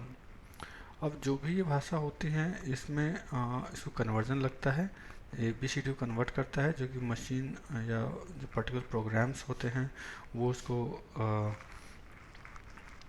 कन्वर्ट करते हैं मशीन लैंग्वेज के फॉर्म में, और देन उसमें फर्दर प्रोसेसिंग होती है। तो जो प्रोसेसिंग होती है वो भी कंप्यूटर की लैंग्वेज 0-1 के फॉर्म में होता है, बट बिफोर आउटपुट प्रोड्यूस करने से पहले इसको फिर दोबारा से रीडेबल फॉर्मेट में इसको प्रोसेस किया जाता है ताकि यूज़र जो है जिसने इनपुट दिया है वो अपना आउटपुट और रिज़ल्ट जो है समझ सके, अंडरस्टैंड कर सके आउटपुट के द्वारा। तो ये है इनपुट डिवाइस। तो इसका मेन काम होता है इनपुट देना, इंस्ट्रक्शन देना, ताकि सेंट्रल प्रोसेसिंग फर्दर उस पर प्रोसेसिंग कर सके। तो ये हो गया हमारा इनपुट डिवाइसेस। अब इनपुट डिवाइस से कुछ क्लासिफिकेशंस होती हैं, जैसे कि जैसे standard input device. Standard input device की बात करें तो कीबोर्ड हमारा सबसे बढ़िया इनपुट डिवाइस माना गया है, जिसमें हमारे एक टाइपराइटर जो पहले चलते थे उस टाइप के कीज इसमें होती हैं। अगर आप स्क्रीन मेरी देख पा रहे हैं, उसमें मैंने इमेज लगाया हुआ है कीबोर्ड का। तो ये सिमिलर लाइक टाइपराइटर होते हैं। इसमें दो टाइप के बेसिकली कीबोर्ड होते हैं, जनरल पर्पस और स्पेसिफिक पर्पस। जनरल पर्पस जो हम डेली रूटीन में यूज़ करते हैं, जैसे कि लैपटॉप का कीपैड हो गया, डेस्कटॉप का कीपैड हो गया, या कीबोर्ड हो गए। और स्पेशल पर्पस, हम स्पेशल पर्पस लाइक एटीएम या फिर कोई डिफरेंट, जैसे कि एटीएम में कुछ 10-12 कीज़ होती हैं, 8 0 से लेकर नंबर होते हैं, कुछ स्पेशल करेक्टर होते हैं और कुछ नंबर कैंसिल, ये सब बटन होते हैं। तो जनरल पर्पस कीबोर्ड हो गए, लेकिन वो पर्टिकुलर स्पेसिफिक टू डिवाइस के लिए होते हैं, वो हर जगह यूज़ नहीं हो पाते। अब जो कीवर्ड होते हैं ये कंटेन करते हैं आपके अल्फ़ाबेट्स, नंबर्स और स्पेशल साइन। जैसे कीबोर्ड के अगर टॉप की रो की बात करें अगर आप, तो उस पर F1 से लेकर F12 तक फंक्शन बटन होते हैं जिनका स्पेसिफिक यूज़ होता है। फिर उसके बाद न्यूमेरिक की होता है, दैन उसके बाद ABCD अल्फ़ाबेट्स होते हैं। ओके, तो कुछ कीबोर्ड के हम लोग समझते हैं कि कौन कौन से जो मुख्य बटन होते हैं। जैसे एरो कीज जो होते हैं वो left, right, up, down, cursor को इधर से उधर घुमाने के लिए यूज़ किया जाता है। तो इसे कर्सर मूवमेंट की भी कहा जाता है, क्योंकि इसको हम लेफ़्ट, राइट, अप, डाउन दोनों कर सकते हैं। तो ये हो गया एरो की। फंक्शन की इसका एक से लेके 12 तक होते हैं, हमने बताया आपको। और इसमें कुछ स्पेसिफिक फंक्शन सिस्टम के द्वारा किए जाते हैं, जैसे कि F1, F2, F3, F4, ये सब कुछ ब्राइटनेस बढ़ाने के लिए, साउंड बढ़ाने के लिए, ब्राइटनेस बढ़ाने के लिए, ब्राइटनेस कम करने के लिए, वॉल्यूम कम करने के लिए, ज़्यादा करने के लिए, माइक के लिए कुछ डायरेक्ट इंस्ट्रक्शन की होती हैं जो हम इसको यूज़ करते हैं। एक प्रकार का शॉर्टकट बोल सकते हैं आप इसको, कि शॉर्टकट कीज़ होती हैं। अब स्पेशल की आती हैं। स्पेशल की में कुछ जैसे आपकी हो गई कि टैब की हो गई, एंटर की हो गई, स्पेस हो गई, बैक स्पेस हो गई। टैब का यूज़ क्या है कि ये भी जो टैब हम जब प्रेस करते हैं तो ये कर्सर मूव हो जाता है नेक्स्ट डिफाइंड पोजीशन पे, और इसमें काफ़ी सारे स्पेसेस होते हैं। और एक एंटर होता है जो हमारे नेक्स्ट लाइन में सेंड करता है, एंटर की होती है। उसका स्पेस होता है जो एक स्पेस देता है बिटवीन टू वर्ड्स के बीच में। बैक स्पेस होता है जो लेफ़्ट साइड पे मूव होता है, और वो उसका मेन काम जो है और डिलीशन के लिए करते हैं, या फिर पोजीशन को एक स्टेप बैक जाने के लिए करते हैं। तो ऐसे ही हमारा हो गया आपका ये कीबोर्ड का जनरल पर्पस। अभी कीबोर्ड में और जो माउस कीज होते हैं, जैसे डिलीट बटन, इसको स्पेसिफिक कैरेक्टर को डिलीट करने के लिए किया जाता है, from left to right position. और होम हो गया, होम कीज़ होते हैं, ये सारे स्पेशल कीज़ होते हैं। होम की हो गया डायरेक्ट आप लास्ट से एकदम बिगिनिंग में आ जाइए, एंड जो है एकदम स्टार्टिंग से एंड की लाइन में आ जाइए। कर्सर को ये सारे कर्सर मूवमेंट कीज़ होती हैं। पेज अप, पेज डाउन, और स्क्रॉल करने के लिए पेज अप अगर ऊपर जाना है, तो अगर पेज डाउन जाना है तो पेज डाउन बटन होते हैं, डायरेक्टली लास्ट में पहुंच जाता है। प्रिंट स्क्रीन, अब जो भी आपके स्क्रीन पे है पर्टिकुलर आप उसका स्क्रीन शॉट लेना चाहते हैं तो प्रिंट स्क्रीन बटन को प्रेस कीजिएगा। तो ये क्या करेगा कि जो भी आपके स्क्रीन पे करंट इमेज होगी, चाहे वो डेस्कटॉप की हो, चाहे वो आपके कोई इस पर फंक्शन रन हो रहा, कोई एप्लीकेशन चल रही हो, उसको ये एज ए कैप्चर कर लेगा स्क्रीनशॉट, और उसको आप सेव कर सकते हैं माइक्रोसॉफ्ट पेंट में या अदर में। Insert key use to enter text between the two character. अब दो टेक्स्ट के बीच में कुछ कैरेक्टर डाल रहे हैं तो इंसर्ट की से होता है फंक्शन, उसको यूज़ कर सकते हैं। स्केप की सिंपली क्या करता है कि ये एक तरह का नेगलेक्ट करता है किसी कमांड को, और या फिर टर्मिनेट करता है प्रोग्राम को। अल्ट की स्पेंड द फंक्शनलिटी, ये क्या करता है कि ये बेसिकली एक शॉर्टकट को यूज़ करने के लिए ऑल्ट की का यूज़ किया जाता है। जब भी आप किसी एप्लीकेशन में काम करेंगे उसमें ऑल्ट की प्रेस करेंगे तो आपका देखिएगा कि उसके नीचे जो है एक फर्स्ट लेटर जिसका हाईलाइटेड हो जाएगा कर्सर के फॉर्म में। तो ये है कुछ जनरल पर्पस कीबोर्ड हमारे। सो देखते हैं अगला आगे क्या है हमारे पास कीबोर्ड में। कंट्रोल यूनिट, कंट्रोल बटन होता है हमारे पास।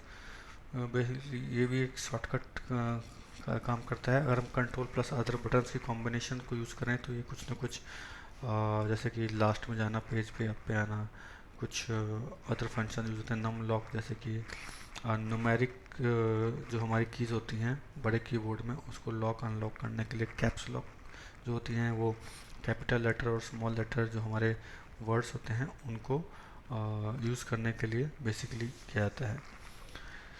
अब स्पेशल पर्पस कीबोर्ड में समझते हैं। स्पेशल पर्पस कीबोर्ड होते हैं स्पेशल पर्पस एप्लीकेशंस के लिए यूज़ होते हैं। अब स्पेशल पर्पस पर एप्लीकेशन की अगर मैं बात करूं तो जैसे कि एटीएम मशीन हो गई जिसमें स्पेशल पर्पस की यूज़ होते हैं। जैसे कि इसमें कुछ 0 से लेकर 9 तक नंबर होते हैं। पर्स में कैंसिल की, डिलीट की और एक एंटर की करके होता है। यही सब कुछ 10-12 बटन होते हैं जो स्पेसिफिक टू एटीएम के लिए होते हैं, बट उसको हम कहीं और यूज नहीं कर सकते हैं। तो ये होते हैं जनरल पर्पस और स्पेसिफिक पर्पस कीबोर्ड में डिफरेंस। ओके, चलते हैं अपने अगले स्लाइड पे और अंडरस्टैंड करते हैं क्या है हमारे पास। अगला इनपुट डिवाइस में है पॉइंटिंग डिवाइस।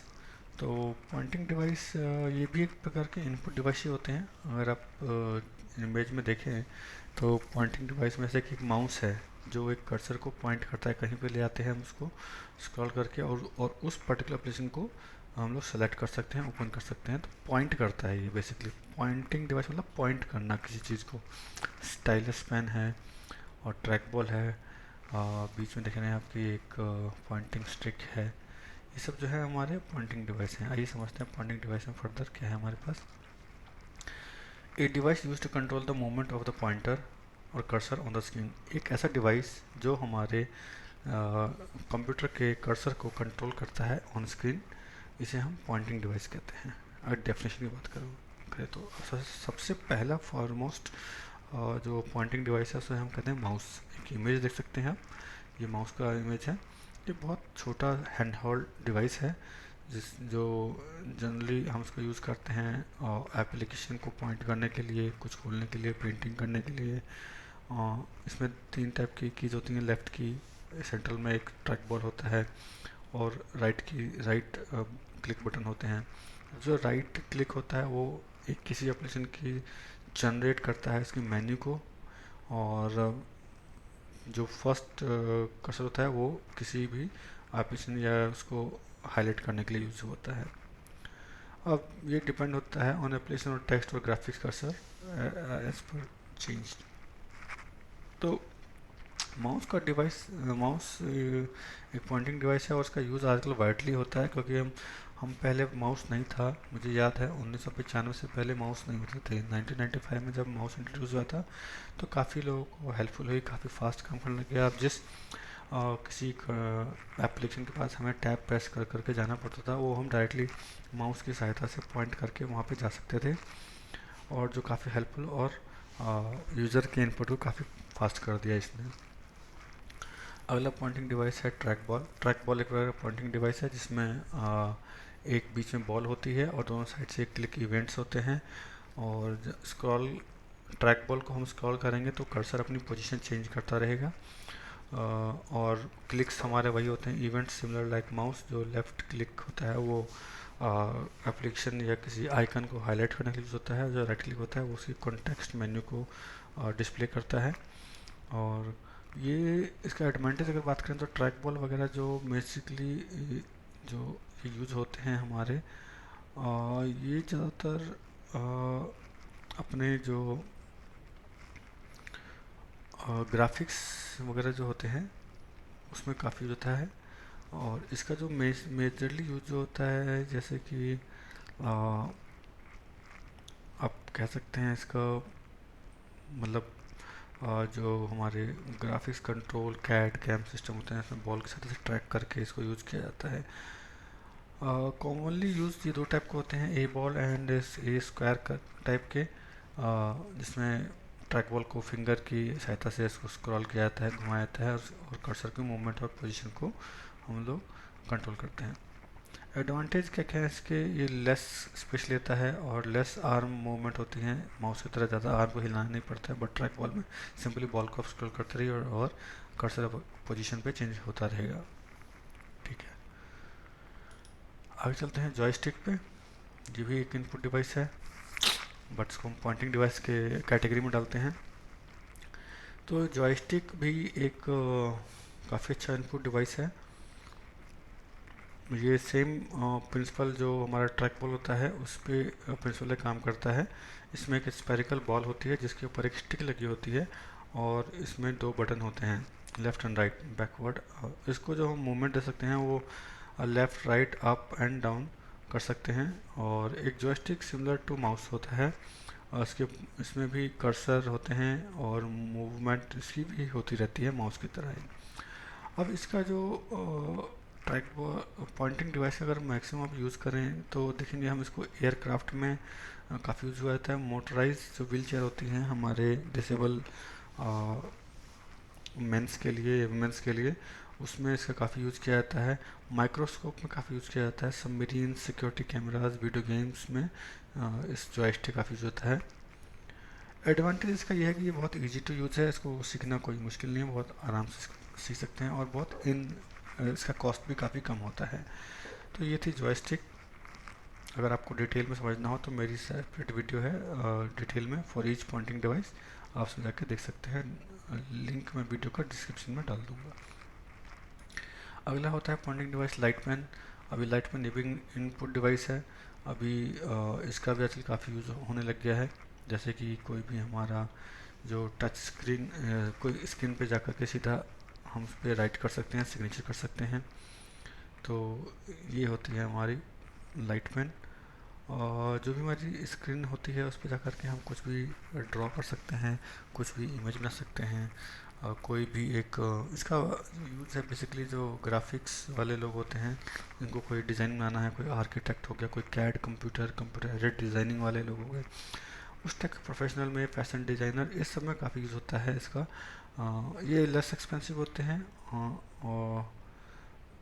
और इसको मतलब कंपेयर टू टच स्क्रीन ये काफ़ी सस्ते होते हैं। इससे ये स्क्रीन को डैमेज भी नहीं करता है, क्योंकि डायरेक्ट इसमें एक लीड लगी होती है जो कंप्यूटर से अटैच होती है, और डायरेक्टली पेन को जाकर के हम मॉनिटर के स्क्रीन पर जाकर राइट कर सकते हैं, कुछ भी ड्रॉ कर सकते हैं। तो ये किसी भी साइज़ के स्क्रीन पे इससे काम किया जा सकता है। तो ये है हमारा पॉइंटिंग डिवाइस लाइटमैन। अब हमारा आगे हैं टच स्क्रीन। टच स्क्रीन आजकल काफ़ी पॉपुलर इन पॉइंटिंग डिवाइस है। इसमें क्या होता है कि बिना किसी डिवाइस के हम किसी भी अपने मॉनिटर के स्क्रीन में जो आइकन्स हैं, कोई एप्लीकेशन है, उसको अपने फिंगर से टच करके ओपन कर सकते हैं। तो इसलिए बोलते हैं टच स्क्रीन। अब जो वो स्क्रीन होता है वो डिफरेंट टाइप का होता है। इसमें थोड़ा कॉस्टली बोलते हैं इसको, क्योंकि डायरेक्टली आप एक ह्यूमन बीइंग और अपनी फिंगर को टच करके आप एप्लीकेशन ओपन कर रहे हैं, that is very good feature. अब उसको अच्छा फीचर है तो थोड़ा कॉस्ट भी उसका ज़्यादा रहेगा। तो ये इस टाइप का जो डिवाइस है बेसिकली ये यूज होते हैं आपके एटीएम में, एयरपोर्ट में, रेलवे रिजर्वेशन पे, iPhones, PDA, self check in checkout जो आपने देखा होगा एयरपोर्ट्स पे, एटीएम मशीन में जो हमें अकाउंट्स वगैरह सेलेक्ट करने पड़ते हैं, उसमें जो मेन्यूज़ बने होते हैं उसको टच करते हैं तो वो खुल जाता है। तो इसीलिए होते हैं पॉइंटिंग डिवाइस यूज़ करने के लिए। पॉइंटिंग डिवाइस में touch screen is very good pointing device. आगे चलते हैं डिजिटाइज़र पे। तो डिजिटाइज़र जो है ये भी एक इनपुट डिवाइस है। इसमें सिंपली मैं आपको बताऊं तो एक डिवाइस होती है, इसमें एक स्क्वायर या रेक्टेंगुलर टाइप का पैड होता है, और इसमें एक पेन होता है, स्टाइलस बोलते हैं। अब वो पेन क्या करता है, उस पेन की सहायता से आप डिजिटाइज जो डिवाइस होता है स्क्वायर वाला, ये एक्स और वाई एक ड्राइंग शीट की तरह होता है, जिसमें एक एक्स और वाई हॉरिजॉन्टल होती है। उसके बीच में आप कुछ भी ड्रॉ कर सकते हैं, कोई साइन कर सकते हैं और सिग्नेचर कर सकते हैं। कुछ आर्किटेक्ट वगैरह लोग इसमें कुछ भी कोई भी डिज़ाइन कुछ भी ड्रॉ कर सकते हैं। तो ये है हमारा डिजिटाइज़र। इसका यूज़ कैड आर्किटेक्ट इंजीनियर काफ़ी यूज़ करते हैं, जीआईएस ज्योग्राफी वगैरह में काफ़ी इसका यूज़ होता है। चलते हैं अगले इनपुट डिवाइस पे, हमारा है माइक्रोफोन। माइक्रोफोन एक बहुत अच्छा इनपुट डिवाइस है और आजकल काफ़ी यूज़ होता है। माइक्रोफोन में अपन लोग क्या कर सकते हैं कि कुछ भी हम बोलते हैं, कन्वर्ट करते हैं साउंड को, तो ये क्या करता है, उसको कन्वर्ट करता है इलेक्ट्रिक एनर्जी में।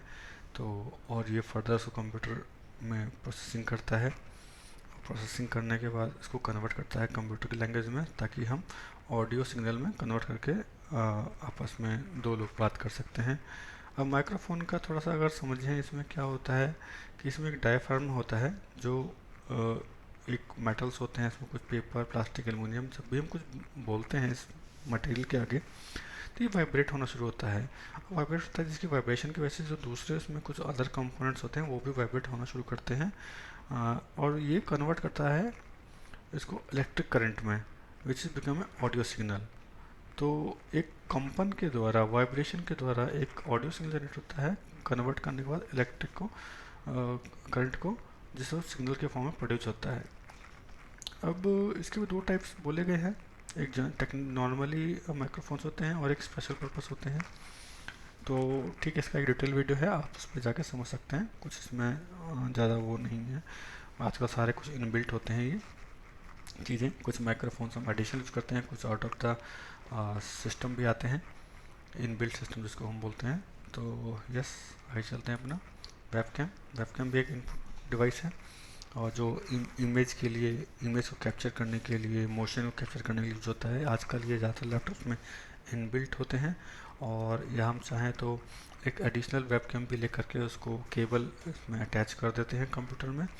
और कुछ उसके सॉफ्टवेयर्स होते हैं जिसको हम इंस्टॉल करने पड़ते हैं, प्रोग्राम्स वो बोलते हैं उसको, और जिसको इंस्टॉल करके आप उसका उसमें इमेज ट्रांसफॉर्म कर सकते हैं। तो ये है हमारा वेबकैम, ये एक इनपुट डिवाइस हो गया। आगे चलते हैं हमारे इनपुट डिवाइस स्कैनर पे। स्कैनर एक बहुत अच्छा इनपुट डिवाइस है जो बहुत फास्ट से डाटा एंट्री करता है। इसमें सिंपली हम क्या करते हैं कि कोई भी हमारे ग्राफिक्स, कोई भी डॉक्यूमेंट, कोई भी पेपर्स हम इसमें डाल देते हैं, और ये उसको कैप्चर कर लेता है एज इमेज की फॉर्म में, और डाटा और कंप्यूटर में स्टोर कर देता है। अब ये बेसिकली दो टाइप के होते हैं, एक होते हैं फ्लैट बेड स्कैनर और एक होता है handheld scanner. Flat bed scanner थोड़ा लंबाई चौड़ाई ज़्यादा होता है, एक जेरोक्स मशीन की तरह, जिसमें हम पेपर डालते हैं और उसको एज ए कैप्चर इमेज और इनपुट करके ले लेते हैं, और ये देन इसको स्कैन करके डॉक्यूमेंट को सेव कर लेता है। अगला डिवाइस हमारा इसी में हैंडहेल्ड स्कैनर जो टाइप होते हैं, ये थोड़ा साइज़ में छोटे होते हैं, और इसको टेक केयर करना थोड़ा वो काफ़ी इसमें ध्यान से इसको स्कैन करना पड़ता है, लाइन बाय लाइन्स करते हैं इसको स्कैन, बट ये काफ़ी पोर्टेबल है, तो डेफिनेटली थोड़ा रिस्क तो रहता है स्कैनिंग में, प्रॉपरली स्कैन करने में। तो ये है स्कैनर, बहुत अच्छा इनपुट डिवाइस है, आजकल बहुत वाइडली यूज होता है। आगे चलते हैं OMR, ऑप्टिकल मार्क रीडर। और OMR भी एक इनपुट डिवाइस है। ये इसमें स्पेशल टाइप के पेपर्स होते हैं, जिसमें ये जो है, जो भी पेंसिल से मार्क किए जाते हैं सर्कल, उसको ये रीड करता है। जब भी आप एग्ज़ाम देने जाते हैं किसी भी कॉम्पिटिटिव एग्जाम में, तो आपको आजकल ज़्यादातर OMR शीट मिलती है, जो काफ़ी एक्सपेंसिव होती है। अब उसको जो आप जितने भी आपके मल्टीपल चॉइस क्वेश्चंस होते हैं, जैसे क्वेश्चन है उसके 4 आंसर है, तो उसमें से किसी आपको एक सिलेक्ट करना है, सर्कल करना है। तो ये इससे क्या होता है कि जब भी हम उसको इनपुट देते हैं तो ये काफ़ी फास्ट आउटपुट देता है। इसमें क्या करते हैं कि उस डॉट्स को है जो OMR डिवाइस, वो उसको रीड कर लेता है, और क्वेश्चन सही है, आंसर सही है या नहीं है, उसका पता करके आपको फास्ट रिजल्ट दे जाता है। इसके एडवांटेज ये है कि काफ़ी स्पीड होता है और चीप इन कॉस्ट होता है, पर डिसएडवांटेज भी इसके कुछ होते हैं। जिसके एडवांटेज होंगे उसके डिसएडवांटेज डेफिनेटली होंगे। अब कई बार ये क्या करता है, ये करेक्टर रीड नहीं कर सकता, सिर्फ सर्कल को रीड करता है, और इसमें इरेजिंग और कैंसिलेशन पॉसिबल नहीं होती है। इसके पेपर जो यूज़ करना है वो काफ़ी अच्छी क्वालिटी का यूज़ करते हैं, बट जो कि बहुत एक्सपेंसिव होते हैं। चलते हैं आगे। अब है MIRCR, इसको होता है मैग्नेटिक इंक करेक्टर रिकग्निशन। ये भी एक डिवाइस होता है। अब MIRCR ज़्यादा यूज़ होता है वो बैंकिंग में होते हैं। अगर आप चेक्स को देखें, बैंक चेक्स को, उसके अंदर अपने जो है कुछ लाइनिंग्स बनी होती हैं बॉटम में चेक्स के, बट जिसके पीछे कुछ करेक्टर होती हैं। अब MIRCR का जो डिवाइस होता है इसको जब भी स्कैन करता है तो इससे डाटा रीड कर लेता है ये डिवाइस में। और ये इसका जो फॉर्मेट होता है वो कुछ 0 to 9 नंबर्स होते हैं और 4 सिंबल्स होते हैं इसमें। तो अब उसको करेक्टर को रीड करने में इजी होता है। अब उसका एडवांटेज ये है कि advantage in speed data entry, accurate output. Disadvantage क्या है कि MICR का एक सॉफ्टवेयर होता है जो इंस्टॉल करता है किसी भी डिवाइस का। अगर आप आजकल यूज़ कर रहे हैं इनपुट पॉइंटिंग, तो आपको उसका प्रोग्राम तो इंस्टॉल करना ही पड़ेगा। तो ये है हमारा MICR। तो ये हो गया हमारा MICR। चलते हैं अपने अगले स्लाइड पे। BCR, इसको बोलते हैं हम बारकोड रीडर डिवाइस। ये आजकल बहुत ज़्यादा पॉपुलर है किसी भी कंपनी में। जैसे कि हमें प्रोडक्ट रीड करना है, प्रोडक्ट के अगेंस्ट में हम एक बारकोड नंबर अटैच करते हैं। अब आप देखेंगे तो हाँ भी आजकल सुपरमार्केट में बारकोड यूज होते हैं। अब मोस्टली आप देखेंगे कि वो जो टर्मिनल्स होते हैं रिटेल वाले, वहाँ पे आप सामान लेके जाते हैं मॉल्स वगैरह में, उस सामान को क्या करता है सीधा जा करके स्कैन कर देता है। स्कैन करने से वो आइटम एंटर हो जाता है सिस्टम के अंदर। और वो एंटर कैसे होता है? बारकोड के थ्रू। हर एक डिवाइस, हर एक उसके सामान पे जो भी चीज़ हम खरीदते हैं, मैगी मान लीजिए मैगी खरीदते हैं, मैगी पे जो भी एक स्कैनर लगा होता है, एक बारकोड डिज़ाइन होता है जो एक लाइन सी फॉर्म में होता है।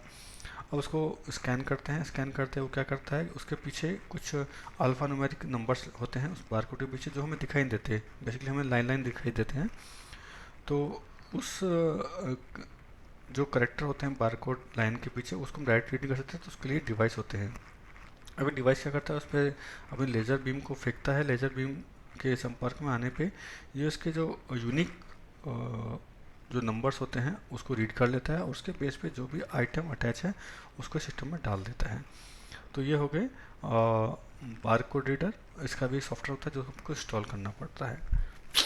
ये एक प्रकार का बहुत अच्छा इनपुट डिवाइस है। तो ये हो गए हमारे इनपुट डिवाइस। तो गाइस चलते हैं अपने अगले टॉपिक आउटपुट डिवाइस पे। So output device. अब आउटपुट डिवाइस पे बात करते हैं हम लोग। आउटपुट डिवाइस क्या होते हैं, आउटपुट डिवाइस का कैसे यूज़ होता है, इसके बारे में सब कुछ जानेंगे। और इसका भी डिटेल वीडियो हम लोगों ने बना रखा है, तो सारे वीडियो के डिस्क्रिप्शन में लिंक में शेयर कर दूंगा। आप चाहें तो जाकर के उसका फुल डिटेल किसी भी कंपोनेंट का जाके देख सकते हैं। तो आउटपुट डिवाइस, जैसे कि स्क्रीन में जो इमेज लगी हुई है उसमें काफ़ी सारे आउटपुट डिवाइस का एक लगा हुआ है, जिसमें कुछ आउटपुट हैं, कुछ इनपुट डिवाइस है। तो आउटपुट डिवाइस में से हमारे हो गए मॉनिटर, सबसे पहला इनपुट आउटपुट डिवाइस। दूसरा हो गया स्पीकर। तीसरा हो गया आपका प्रिंटर। तो ये सब जो है हमारे आउटपुट डिवाइस हैं। आगे चर्चा करते हैं आउटपुट डिवाइस में क्या क्या होते हैं, उसको वन लाइनर समझते हैं। So output device are the device which are used to display the result generated by the computer system। तो जैसे कि मैंने आपको बताया कि इनपुट डिवाइस इनपुट देने के लिए, इंस्ट्रक्शन देने के लिए, उसके बाद प्रोसेसिंग करता है CPU।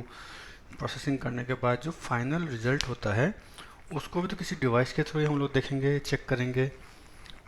तो उस डिवाइस को जो यूज़ है और रिजल्ट देखने के लिए, उसको हम बोलते हैं आउटपुट डिवाइस। अब इसके कौन कौन से आउटपुट डिवाइस हो सकते हैं, इसमें है सबसे पहला मॉनिटर, प्रिंटर, प्लॉटर, स्पीकर। ये सारे जो डिवाइस हैं एक एग्जांपल के तौर पे ये आउटपुट डिवाइस हैं। मॉनिटर में हम लोग रिजल्ट देख सकते हैं स्क्रीन पे। प्रिंटर में उस रिजल्ट को हम प्रिंट कर सकते हैं और हार्ड कॉपी निकाल सकते हैं, जिसको हम प्रिंट आउट भी बोलते हैं। प्लॉटर में कोई भी ग्राफिक्स है, कोई भी डिज़ाइन है, उसको हम आउटपुट एक शीट पे ले सकते हैं। तो है स्पीकर, कुछ भी हम सॉन्ग, कोई भी ऑडियो जब हम प्ले करेंगे इनपुट डिवाइस के थ्रू सिस्टम में, और तो उसका जो साउंड हम सुनेंगे एज थ्रू स्पीकर, उसको बोलते हैं आउटपुट डिवाइस। इसके फंक्शंस क्या क्या हो सकते हैं, ये जो डाटा एक्सेप्ट करता है, ये एक्सेप्ट करता है CPU से, और ये रिज़ल्ट को कन्वर्ट करता है। जो ह्यूमन बीइंग है, जो आदमी है, जो यूज़र है, वो उस डाटा को समझ सके, उसके रीडेबल फॉर्मेट में उसको डिस्प्ले करता है, और ये रिज़ल्ट को सप्लाई करने का काम भी करता है। अब इसमें जो होते हैं स्क्रीन भी होती है। सबसे पहले आउटपुट डिवाइस में सबसे पहला प्रमुख जो आउटपुट डिवाइस है वो है मॉनिटर। उसको वीडियो भी बोलते हैं, उसको बोलते हैं VDU, विजुअल डिस्प्ले यूनिट। अब इसमें जो मॉनिटर होते हैं ये भी दो तीन टाइप के होते हैं। इसमें एक CRT होती है, एक नॉन CRT होती है। सबसे पहले CRT की बात करेंगे तो उसको बोलते हैं cathode ray tube. Non CRT में आपके आ गए LED वगैरह, LCD वगैरह। लेकिन जो CRT हो गई ये इसमें होते हैं कैथोड रे ट्यूब्स होती हैं। ये साइज़ में काफ़ी बड़ी होती हैं और इनका रेजोल्यूशन भी काफ़ी हाई होता है। जैसे कि आप पुराने ज़माने के टीवी देखते थे जो साइज़ में काफ़ी बड़े होते थे, पीछे काफ़ी बड़ा उनका पिक्चर ट्यूब होती थी जिसको हम बोलते हुए थे पिक्चर ट्यूब है ये। एक ग्लास टाइप का डिवाइस होता था, उसमें सब कुछ पीछे काफ़ी सारे सर्किट बने होते थे, कुछ वायरिंग उसमें होती थी। तो उसी टाइप का जो टीवी टाइप का ही सेट था उसको कन्वर्ट किया गया, थोड़ा सा मॉडिफाई करके उसको एज ए यूज़ किया गया मॉनिटर और वीडियो, विजुअल डिस्प्ले यूनिट के फॉर्म में। दो टाइप के मोटर होते हैं, CRT नॉन CRT। मोस्टली जो कंप्यूटर बेस्ड होते हैं वो CRT बेस्ड होते हैं। इसमें सब कुछ ट्यूब के फॉर्मेट में यूज़ होता है। एक टेलीविज़न सेट की तरह होते हैं ये। तो यस, आगे बढ़ते हैं आउटपुट डिवाइस में। अब मैंने एक इमेज लगा रखी है, जैसे कि अगर हम इस इमेज को ध्यान से देखें तो ये एक, आप अगर पुराना टीवी कभी आपने पीछे से खुला हुआ देखा हो तो एकदम एग्जैक्टली वैसे लगता है ये। और इसमें भी देखिए वो ट्यूब होती हैं, इसमें कुछ सर्किट हैं, कुछ कहीं से वायरिंग सेट हो रही है। तो ये जो है CRT ट्यूब है। और ये CRT ट्यूब काफ़ी पुराने हो गए हैं, अब तो ये चलते नहीं हैं, बट पहले सबसे पहले स्टार्टिंग में ही यूज़ होते थे। इसका में जो है ये एडवांटेज ये है कि ये बहुत सारे कलर प्रोड्यूस कर सकता था। अब इसमें कुछ पहले स्टार्टिंग में ब्लैक एंड वाइट्स आते थे जिसमें सिर्फ ब्लैक और वाइट दो ही टाइप की पिक्चर आती थी।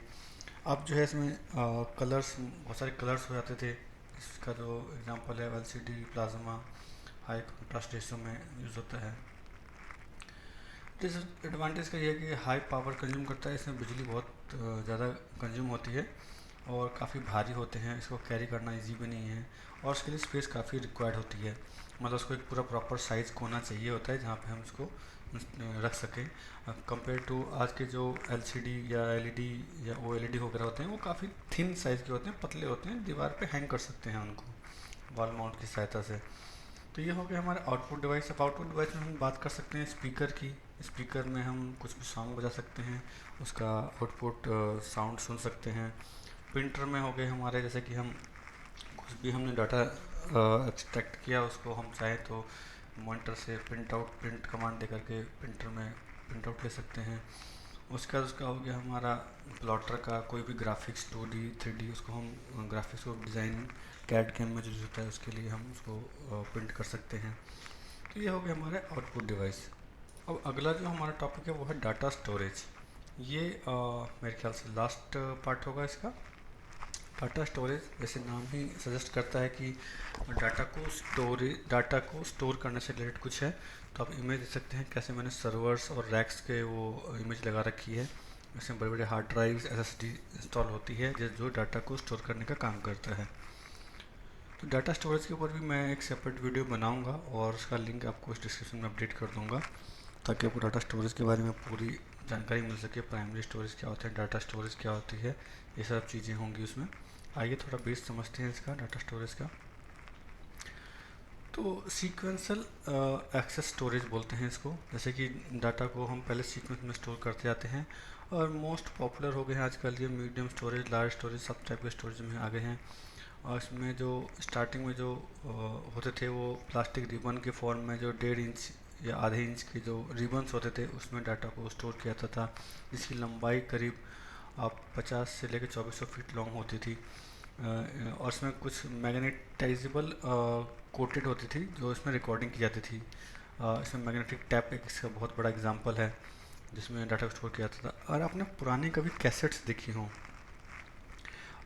ऑडियो कैसेट्स, उसमें एक रील होती थी और रील में ऊपर से एक पतली सी थिन, करीब बहुत छोटी सी पतली एक रिबन होती थी जो घूमती रहती थी सर्कल में। तो उसमें क्या था, उसमें भी डाटा होता था, वो भी स्टोर करता था डाटा को और उसमें वो डाटा को रीड करते थे जो टेप रिकॉर्डर होते थे। तो ये था हमारा मैग्नेटिक टेप टाइप का जो हमारे डाटा स्टोरेज था। इसमें रिबन्स होती थी, रिबन्स में डाटा को स्टोर किया जाता था रील्स के फॉर्म में, स्मॉल कैसेट्स। जब वीडियोग्राफी की जो कैसेट होती थी बड़ी बड़ी अराउंड 9 इंच की, उसमें हम पिक्चर्स देखते थे वीसीआर के थ्रू, तो वो भी एक प्रकार का डाटा स्टोरेज हो गया। अभी ये सब, लेकिन जो जितने भी हैं मैग्नेटिक टैप, फ्लॉपी डिस्क, ये सब है पुराने, वो आउटडेटेड हो गए हैं, आज के टाइम में ये चलते नहीं हैं। बट हाँ, स्टार्टिंग डाटा स्टोरेज का वहीं से हुआ था। और ये जो होते हैं 6 बिट बीसीडी कोड फॉर्मेट पे डाटा रिकॉर्डिंग होती थी इनमें। इसमें से जो जो मॉडर्न मैग्नेटिक टैप होते थे उनका 9 ट्रेस और 8 बिट EBCDIC कोड फॉर्मेट पर डाटा की रिकॉर्डिंग होती थी। अभी कुछ और डाटा की अगर हम बात करें तो इसमें जो डाटा होते थे इसे स्टोर करने के लिए सबसे पहले आया था मैग्नेटिक टैप, उसके बाद आया था फ्लॉपी डिस्क जो काफ़ी पतले थिन साइज़ के होते थे। उसमें एक फ्लॉपी डिस्क का एक सीपीयू में, कंप्यूटर के यूनिट में एक जगह होती थी जहाँ पे हम उसको डालते थे, उसमें स्टोर होते थे। अब इनमें क्या था कि थोड़ा बहुत गिरने पे, हिलने डुलने पे ये ख़राब हो जाते थे। उसके बाद आया हमारा सीडी रोम, ये सब चला, फिर डीवीडी आया, फिर पेन ड्राइव आ गई, हार्ड ड्राइव आ गई, फ्लॉपी डिस्क आ गई। ये सब हमारे सारे स्टोरेज हैं। अब एडवांटेज क्या है इसके डाटा स्टोरेज के? लार्ज और अनलिमिटेड स्टोरेज कैपेसिटी इनकी होती थी, कॉस्ट भी काफ़ी कम होती थी, वेट में काफ़ी कम होती थी, ये कॉम्पैक्ट साइज़ की होती थी। कॉपी करना इस डाटा को एक जगह से दूसरी जगह में काफ़ी इजी हो गया था। और इसमें एक पॉसिबिलिटी ये भी आ गई थी कि अगर हमें जो डाटा स्टोर है उसको हमें यूज़ नहीं करना है तो उसको हम इरेज करके और न्यू डाटा उसमें अपडेट कर सकते थे। अब इसको एक प्रॉब्लम, इसके डिसएडवांटेज के बारे में बात करेंगे। सबसे बड़ा डिसएडवांटेज मुझे समझ में आता था क्योंकि डाटा जो स्टोर होता था वो सीक्वेंशियल फॉर्म में होता था। तो अब क्या होता था, हमें एक्सेस भी इसको सीक्वेंशियली करना पड़ता था। ठीक है, तो उसमें थोड़ा मैं बोल सकता हूँ कि थोड़ा टाइम कंज्यूमिंग कास्ट था, और समटाइम इन्वायरमेंट्स को रीड नहीं कर पाते थे। और इसमें कभी डस्ट चला गया, कभी कुछ चला गया, कभी ये इस पर स्क्रैच भी पड़ जाते थे, तो रीड करने में बहुत प्रॉब्लम होती थी। अब डाटा जो स्टोर होता था वो कोडेड के फॉर्म में होता था, कुछ कोड्स हो गए, कुछ टिप्स हो गए उसमें यूज होते थे, तो उसको इंटरप्रेट करना इजी नहीं था। तो अब इसके एग्जांपल देता हूँ मैं। हार्ड स्टोरेज डिवाइस के, जैसे फ्लॉपी डिस्क मैंने बताया आपको, फ्लॉपी डिस्क, सीडी रोम, जैसे कि सीडी रोम एंड डीवीडी तो अब आउटडेटेड हो गए हैं, फ्लॉपी डिस्क तो बंद हो गई हैं। अब तो जो लैपटॉप्स हैं उस सब में ये ड्राइव्स होते भी नहीं हैं, जैसे सीडी रोम और डीवीडी, फ्लॉपी डिस्क, इन सब के तो अब डिवाइस ही नहीं आते हैं अटैच किए हुए। अब जो सीडी रोम होता था उसमें भी डाटा स्टोर कर किया पड़ता था, बट उसमें एक बार रीड हो गया तो उसको राइटिंग कर सकते हैं। बट जो डीवीडी होती थी उसमें आप रीड राइट दोनों ऑप्शन कर सकते थे। अब आजकल जो चलते हैं वो हार्ड ड्राइव में सारा इंस्टॉलेशन, ओएस वगैरह भी, सारा कुछ ऑपरेटिंग सिस्टम जिसको हम बोलते हैं, वो सब भी हार्ड ड्राइव में ही स्टोर होता है।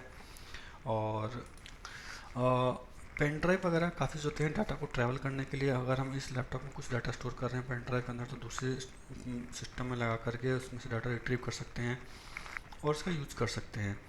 तो काफ़ी एडवांस हो गया अब तो।